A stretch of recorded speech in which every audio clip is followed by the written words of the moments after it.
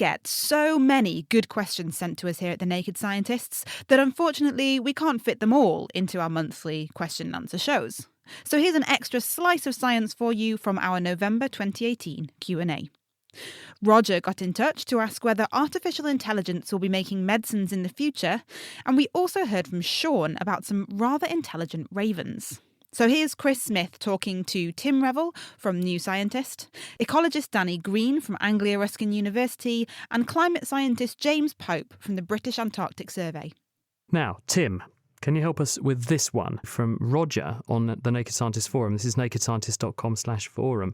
And Roger is asking, will AI, that's artificial intelligence, find all of the chemicals we're going to need to make new medicines?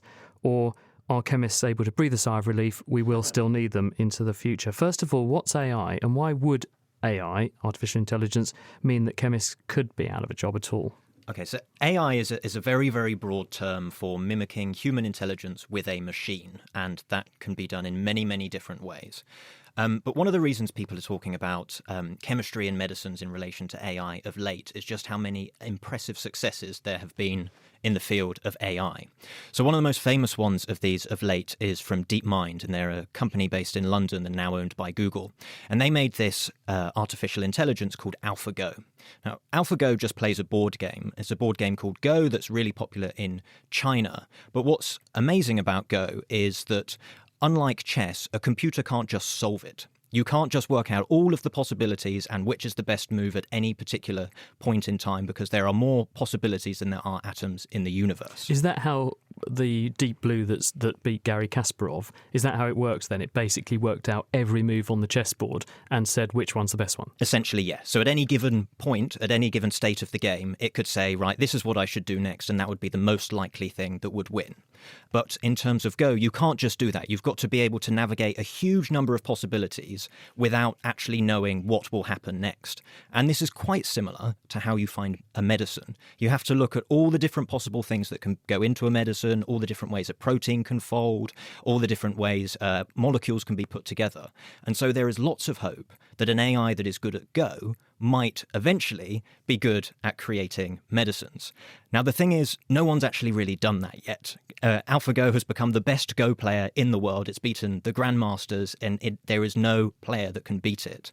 But it has yet to create a medicine. But almost every pharmaceutical company now has AI researchers, and they are working and hoping that this is the future of medicine.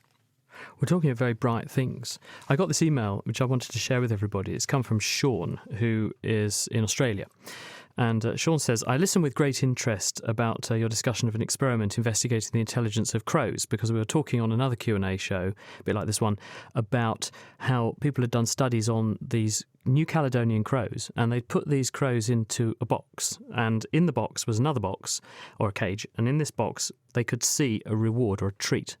And there was a little slot which was not bird-sized, so they could see the treat, but they couldn't get at the treat. And also in the room with the birds were these two bits of, let's call them wood, or two sticks.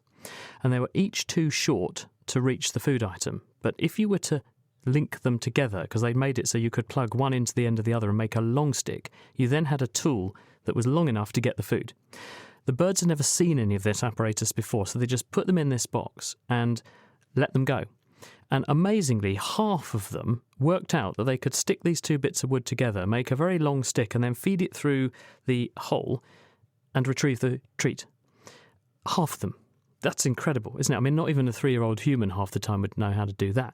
But anyway, Sean was listening to that, and Sean says, I thought you'd be interested in an observation I made involving some ravens in the Adelaide Hills here in Australia where I live.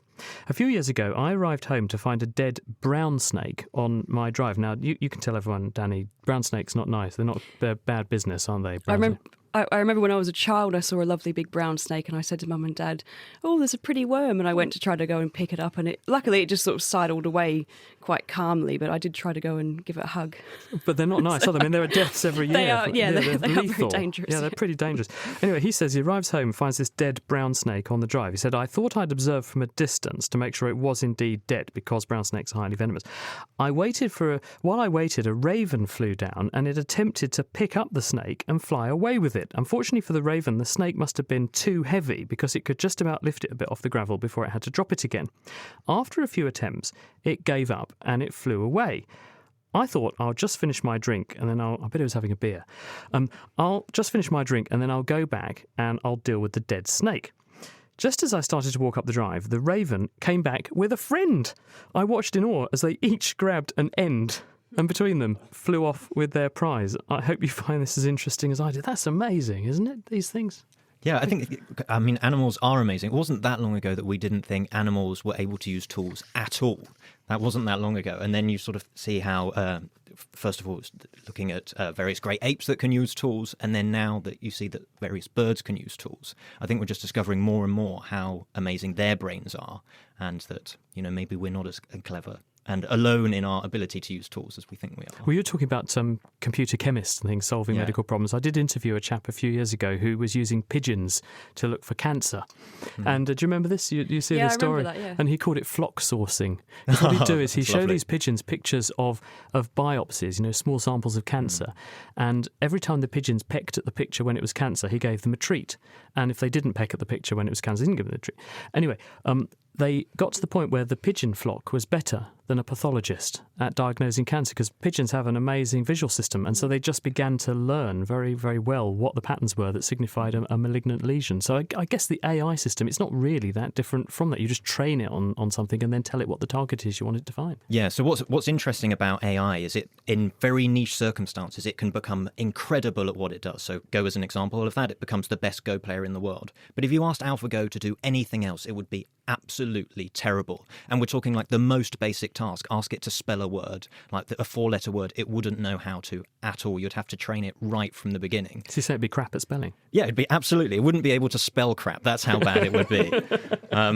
And so that's something that people are also working on, how you can make machines that are not just very good at one specific task, but are able to adapt to a multitude of tasks like all animals can. James? And I mean, machine learning tools are becoming really important in climate science. And there's a real growing movement to use them to sort of analyse the patterns we see in the huge swathes of data we're able to observe these days. So it's permeating everywhere. Climate scientist James Pope from the British Antarctic Survey was ending that discussion. And you also heard from ecologist Danny Green from Anglia Ruskin University, Tim Revel from New Scientist, and Chris Smith.